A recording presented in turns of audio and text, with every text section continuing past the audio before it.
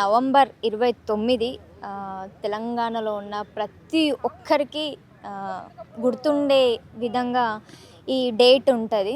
So ఇదే అంశంపై మనతో మాట్లాడడానికి ఉస్మానియా యూనివర్సిటీకి సంబంధించిన విద్యార్థులు ఉన్నారు. మాట్లాడదాం. నమస్తే అన్న.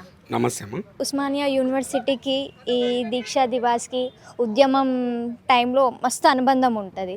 సో ఐడియా ఉందా మీకు దీక్షా దివాస్ గురించి? తెలంగాణ ఉద్యమంలో జరిగిన ప్రతి కార్యక్రమం ఒక ఎత్తు అయితే తెలంగాణ ఉద్యమంలో దీక్షా దివాస్ అనే దానికి ఒక ప్రత్యేక చరిత్ర ఉన్నది. ఒక ప్రత్యేకమైనటువంటి కార్యక్రమంగా తెలంగాణ గుర్తుంచుకునేటువంటి కార్యక్రమం తెలంగాణ ఉద్యమంలో ఏదైనా ఉన్నదంటే అది దీక్షా దివాస్ అనే విషయం చెప్పక తప్పదు. 2009 నవంబర్ 29న ఈనాటి మాజీ ముఖ్యమంత్రి అయినటువంటి ఆనాటి ఉద్యమ నాయకుడైనటువంటి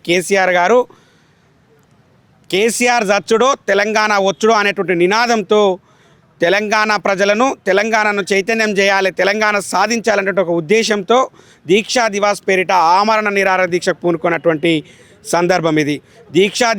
దీక్షా దివాస్ అనేది యావత్తు తెలంగాణ సమాజాన్ని కదిలించింది, తెలంగాణ ఉద్యమాన్ని నడిపించి గెలుపు వైపు తీసుకుపోయినటువంటి చరిత్ర ఈ దీక్షా దివాస్కున్నది.